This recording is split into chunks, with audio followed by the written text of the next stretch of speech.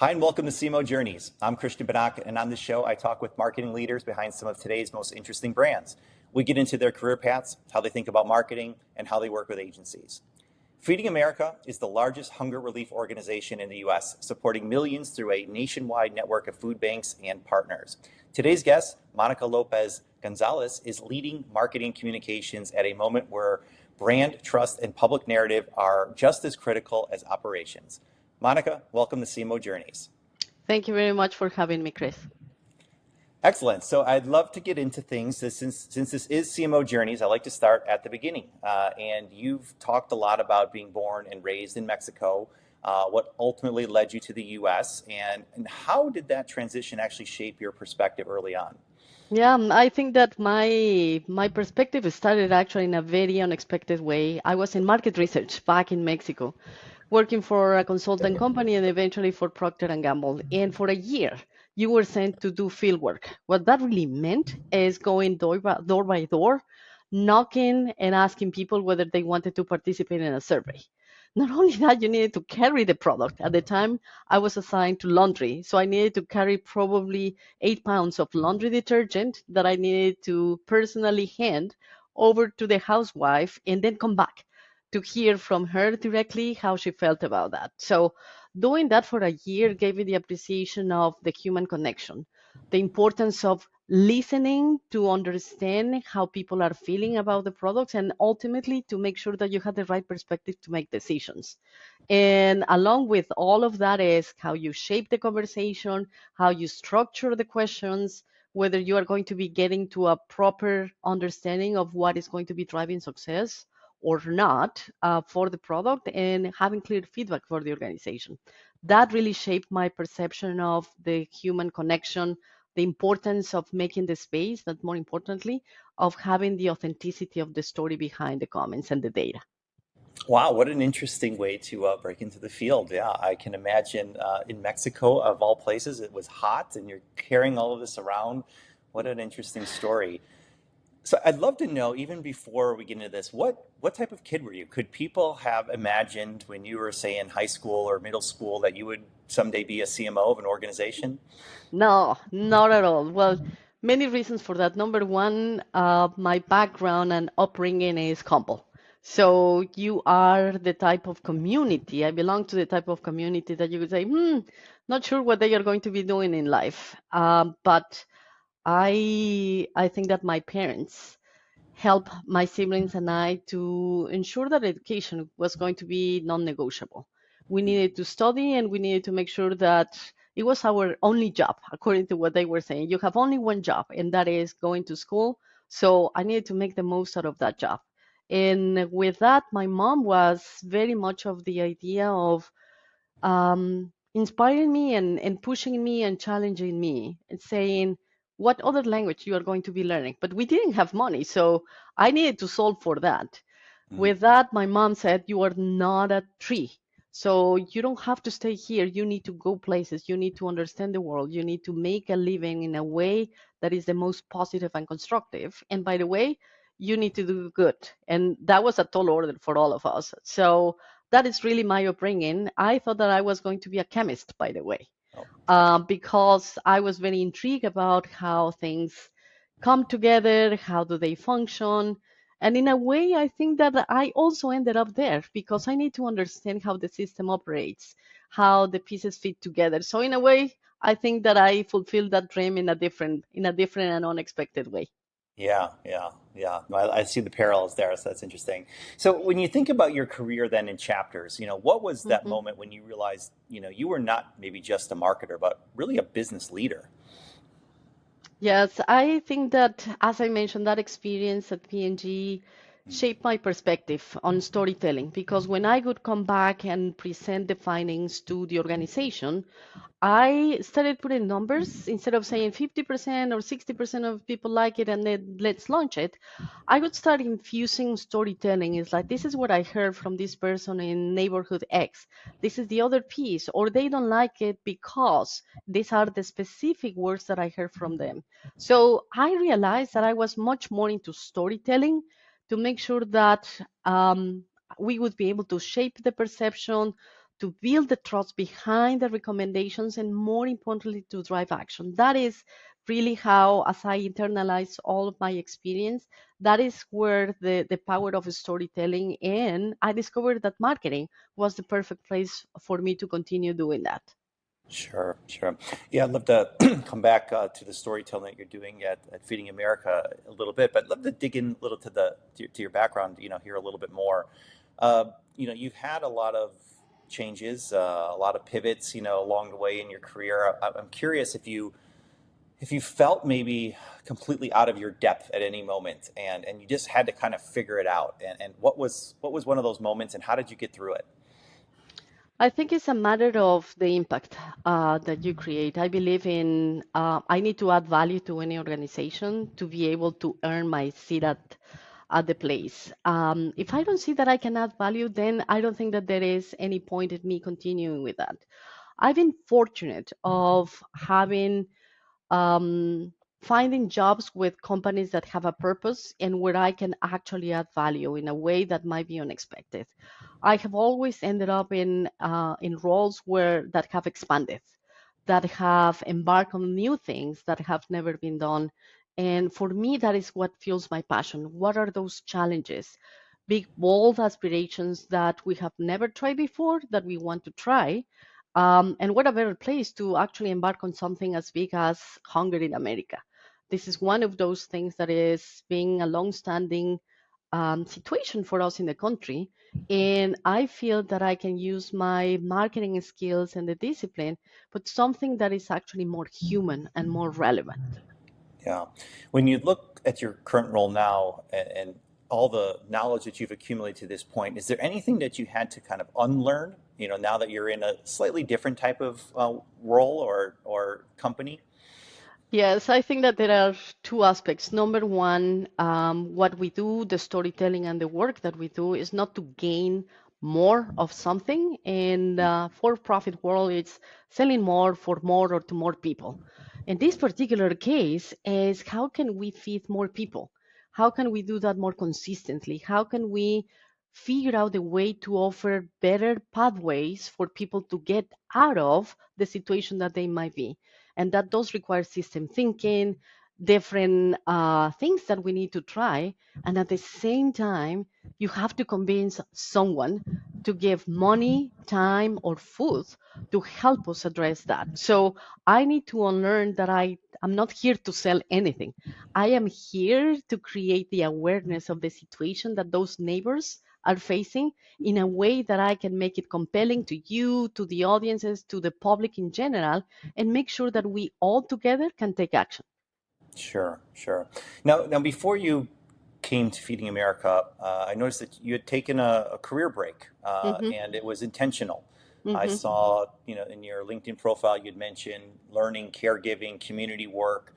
I'm curious, when you look at how you're showing up today, what from maybe that year off really stayed with you and impacted you most?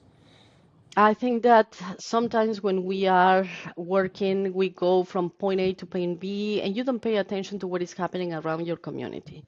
That year for me represented a regrounding experience. I got the opportunity to work with several nonprofit organizations pro bono, and I got firsthand perspective on what the community is facing.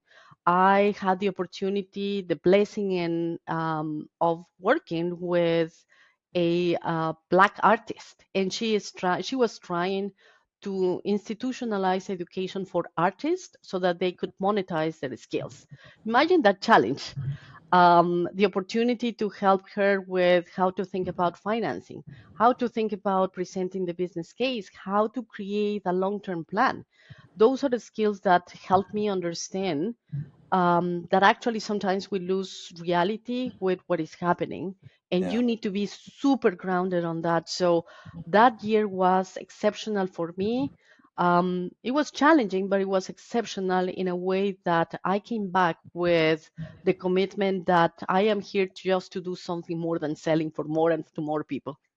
Yeah, yeah, that's a great perspective and great advice for our listeners. I'm curious, that was some great advice for us. What was maybe some advice along this journey that you've been on, maybe from a mentor, an investor, a family, a boss, that really still influences, how you're making decisions today? hmm I think that there is one word that I would use for that. It's clarity. I think that sometimes with fragmentation of information, complexity of information, complexity of systems, sometimes some things are global, regional, etc. We try to see the things from a very um, confusing and complex perspective. I think that the best advice for me is, can I drive clarity? In the middle of all of this, in the middle of all of the things, can I distinguish really the signal and separate the noise? Can I focus an organization on what we really need to do, what is important at the moment, what is going to be important in 5 years? Can I drive clarity so that we can move to action? That's the most important advice that I carry with me, because we love making things super complicated. Yeah, no, I love that. And I think what is it, Hemingway, if I had more time, I would have made it shorter, right? That quote comes to mind. And it's challenging. It's in this, especially in today's world where there is just so much going on. So that's a really, really great piece there. So let's talk some more about Feeding America. When you stepped into the role, what did you feel had to be true in that first year for you to be successful? Three things: strong alignment to the mission, but I needed to go beyond the surface. What does that actually mean for a marketing and communications organization? Because it's very easy to stand up campaigns and go, but really, really, what is the value that we are trying to drive? That is one thing. And then the second piece is, are we really in tune with the donor's mindset or not? And the answer to the first and the second is, what I have a great team, but we were not really structured to drive a narrative versus a campaign. And then the second aspect is the challenge that we had and donor disengagement, because with complexity of stories, fragmentation of information, and the economy as a whole, you really need to pay attention to where you are putting your next dollar. And I take very serious the responsibility of explaining who Feeding America is and what we do. Sometimes there is confusion. Are we a food bank?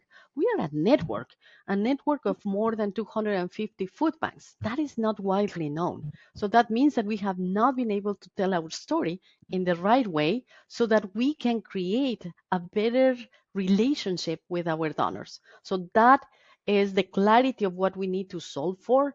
Those are the two aspects that help me crystallize what does success look like for us as it relates to the role that marketing and communications play in a non-for-profit organization.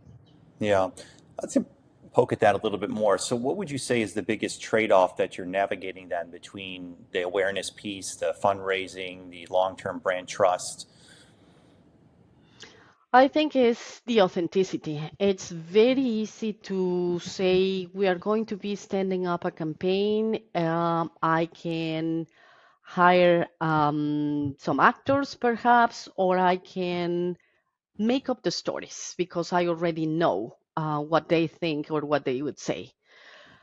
The biggest trade-off is that you actually need to go to the field. We go to every state, every community, and we listen to the stories that they have. For example, the most recent one is with the government shutdown and everything that is happening with the SNAP. And in a non-political, in a non-partisan way, we go and listen what is their lifestyle, what is happening with them, what are the challenges that they are facing, and using that authentic storytelling is actually the work that we bring to life. The point is, we need to do that at scale.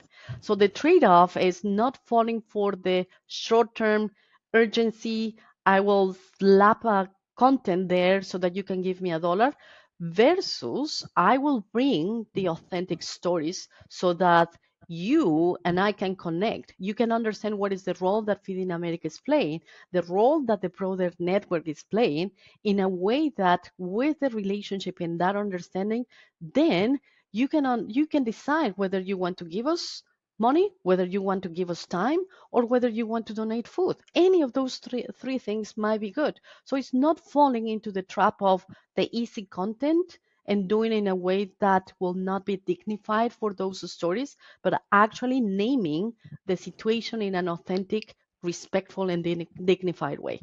Yeah, I love that. Is there a certain story or situation that kind of comes to mind that's a great example of that?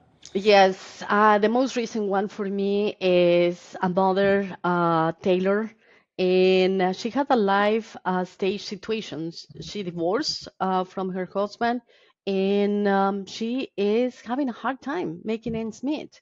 She has taken a job, childcare, paying childcare and healthcare is simply unaffordable with her situation. So she is visiting the food bank because it's a way to complement the food that she's putting on the table for her two kids. And what she wants the most for her two kids is to make sure that they get education, that they get ahead in life. And eventually, she wants to be out of just receiving or going to visiting the food bank because she wants to make a living on her own and in her own terms. Yeah, wow, it's tough. It's tough. It's a great story though. So as you think about your marketing, and obviously there's so much changing in the marketing industry right now, how are you thinking about new capabilities, or maybe not necessarily new capabilities, but capabilities in general that you're spending, on? How do you evaluate that, and where are you maybe investing more? I think that there are three aspects. Number one is investing on authenticity in our storytelling. I always use the two numbers that for me drew me to Feeding America. As you and I speak, there are 40 million people facing hunger. And 17 million of those are children. So think about those two numbers in the future. What does that actually mean for our country? What does that actually mean for those children? So authenticity of the story is a non-negotiable for us. At the same time, the challenge is investing on scaling the stories. How is it that I can make the stories relevant in Chicago because I have stories from Chicago? How can I make the stories relevant in Iowa because I have stories from Iowa? And so forth. Um, and that actually means that I need to connect the stories that we bring to the table with the donor journey. So we are trying to walk away from give me your $10 and then I am out. And we need to make sure that you understand that actually your neighbors in Chicago are facing X, Y, and Z circumstances. These are the names, these are the faces. Every single one of those numbers that I quote is a name and a face. And I would love to make sure that we find a way to scale that. So we are investing a lot on the scalability of the storytelling that we are doing. Donor journey is the second aspect. For the first time after 10 years, we have a segmentation that has a forward looking view. Now I know that in the next 5 or 10 years, there will be four generations that will be out there with different questions, demands, and understanding of what our organization is doing. And they want to engage with us in totally different ways. So the donor journey is the second aspect. And third, but not least important, is AI. How is it that AI is going to be helping us to empower our organization to do the things that we cannot do in a different way? What we will never replace is the human aspect, the authenticity. We are not going to be using AI for content generation because I need to talk to the traces of this world. I need to make sure that we are in tune with that, what they are living, how they are feeling and thinking right now. But there are several other aspects where we can do our work more effective and efficient as well. Sure, sure. I want to come back to the scalability. Definitely understand that as a priority.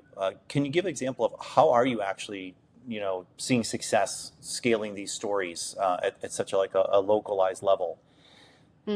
There is the example of, we have, by the way, several campaigns throughout the year, more or less.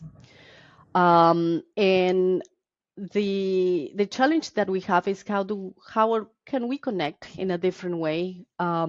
in a more relevant way, in a more culturally relevant way.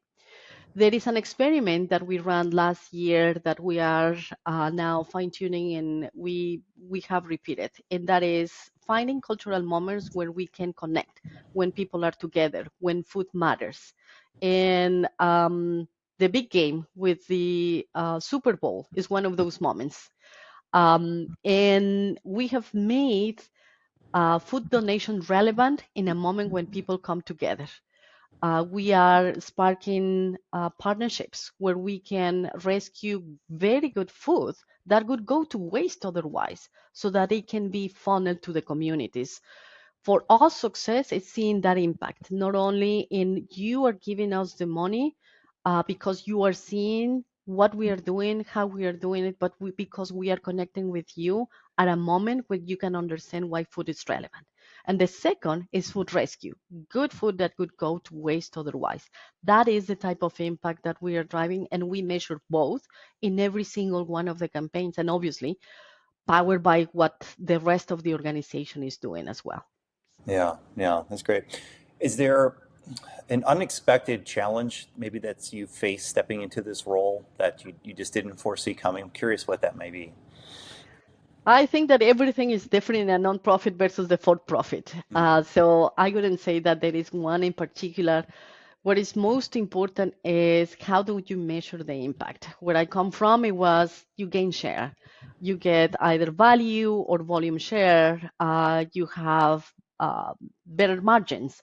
You go to different markets. There is expansion.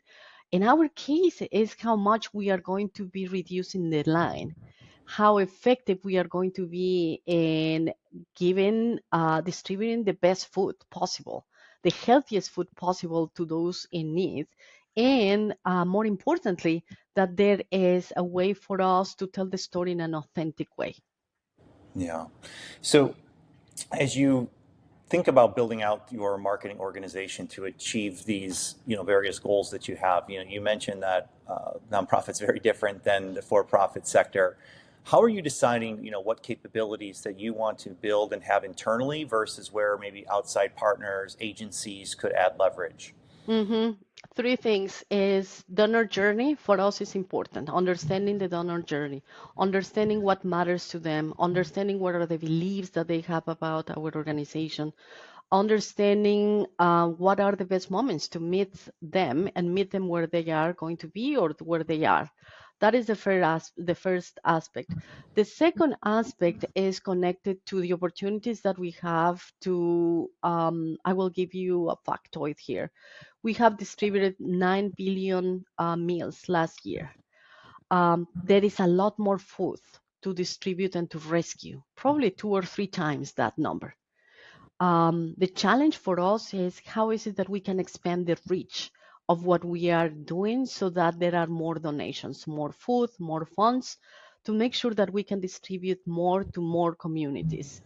That is really the challenge, and anybody that can help us make the reach, and sometimes comes in the form of partnerships, sometimes comes in the form of new experimentation, sometimes come from unexpected innovation that we could have. So we are open to an ecosystem where we don't have all the answers. We actually are in service of the neighbors, but at the same time, the solutions come from anybody and from in every corner of the ecosystem that we are all in. So innovation, how we approach our challenges, how we communicate, how we reach to donors, how we continue keeping the pulse with how our neighbors are feeling, all of that is up for innovation. Sure. And what does your actual marketing organization itself look like? How big is the team? What are they doing? And then what about any agency partnerships that you might have with marketing Mhm. agencies? The size of the team is about 50 plus team members. And like what you would expect is we have comms organization, internal and external. We have brand and content. We have integrated marketing, those that go and help us make sure that our campaigns reach the people in the right way and at the right time. And at the same time, we have insights and analytics and I have insights and analytics in my organization. And there is a new one which is focused on the future. There is transformation. That transformation hub is meant to see 5 years out to make sure that we can bring the future back and do things different in a better way to make sure that, again, at the end of the day, is how can we scale the stories in a much more powerful way so that we can get more funds and more food. As it relates to your question of the agencies, we have good partnerships. And what they bring to the table is helping us see what we are not seeing. They bring new ideas as well. Food Rescue Campaign is a campaign that we have done for as long as the organization remembers. What is the new angle that we have not seen? What are those new cultural moments that we can capitalize on? So there is a wealth of opportunity that they have helped us see. And I'm excited about what we are going to be doing next as well. Yeah, yeah. Is there anything you can share about what you're going to be doing next? I think that we are working a lot on cultural moments. We think that the moments that bring people together, such as sports, I mentioned the Super Bowl, but anything there where people come together and they share the food is a moment where food is relevant. There are several other moments that we are discussing even with other nonprofit organizations that matter. Mother's Day, where people come together to enjoy the food, is another one. So the important part for me is to make sure that we tell those stories in a dignified and respectful way, not in a way that is going to be presenting them as people that are suffering, because they are more resilient, if anything. And I want to make sure that we preserve that. Sure, sure. So as you think about agencies that you work with either now or maybe in prior roles, I'm curious where you sit on the spectrum of specialization versus full service capabilities. Do you lean Mhm. one way or the other when you're looking at partners? I think it's those required, it's part of the strategic plan. We define every year what is the type of capability that we need. But the best partners for us are the ones that truly understand the mission that we have. I have seen a lot of great work that in thinking, and they go to the extent of understanding our neighbors. Those are the best agencies, that ones that understand, as I mentioned, the tailors of this world, because they can um, think and conceive new ideas in a relevant, in a respectful and dignified way. And at the same time, I do appreciate those agencies that bring the unexpected idea that, oh, where did you come up with? That leads to innovation, that leads to new ways to engage with the potential donors. Those that are helping us to push the boundaries in a way that we probably were not thinking. So those are the best partnerships that we have. I know that we have great partners right now, but there is always the opportunity to do better. Sure, sure. So, for agencies, they're obviously always out there trying to find the next new client. And a lot of people say, hey, reaching out cold just doesn't work anymore. I'm curious, though, if there was a time maybe some agency reached out to you cold, and did it actually work? What was it maybe that they did differently that got your attention? Um, I recently had a conversation with an agency that sent me a cold note. I will talk about that too. What they did is actually they went beyond the surface. I could clearly see that they not only pay attention to the website, but they paid attention to what we were showing, the content that we had in social media. They took the time to do a little bit more of the homework and actually connect their capabilities to something that we could improve. That actually caught my attention because they signal for us, hey, I'm seeing this, and this, um, and we see that probably this is an opportunity that you might have. Would you be open to a conversation? Those are the ones that I pay attention to. I get all sorts of cold emails and calls and all of that, and it's simply because sometimes there is one that caught my attention because they say, "Well, are you interested in a partnership for power tools?" I worked for Stanley Black and Decker several years ago, and you could say you cannot actually, you are not even putting attention to what we are doing right now, where I am, and why that cares. So those type of disconnected cold calls make no sense to me. Whereas if you invest a little bit in understanding and identifying something that I can do better, as I mentioned, innovation and the broader ecosystem will give me the signals where we can do better. Those are the things where I pay attention more. Yeah, yeah. No, I think well, I would say it's gotten harder to reach out cold. We work with a lot of agencies in business now, there's no question, but the bar is also so low because it's just so lazy, sloppy work that's happening. Yeah. So just take some time and you'd be, I think, surprised. It still can have some level of effect. So I appreciate you sharing that story. Um, so as we kind of wrap things up here, we've talked a lot about work and your career. I'd love to know a little bit about you outside of work. What's something that grounds you or gives you energy that people may not expect? I don't know if it is going to be that unexpected, but I do yoga. Um, I think that the only thing that we can control is our breathing and our reaction to the things. Second, family. My husband and my son, the love of my life, and they ground me on what is actually happening. And then we have a dog, and that dog is totally oblivious to what is happening. Actually, she's right here next to me, and it's just very grounding to say we just need to go out for a walk, and that helps me grounded as well. So not breaking through, but that's what I do. Yeah. What's your dog's name? Oh, Marley. Marley. I love that name. So, well, Monica and Marley, this has been a wonderful conversation. I really appreciate it. Thanks again.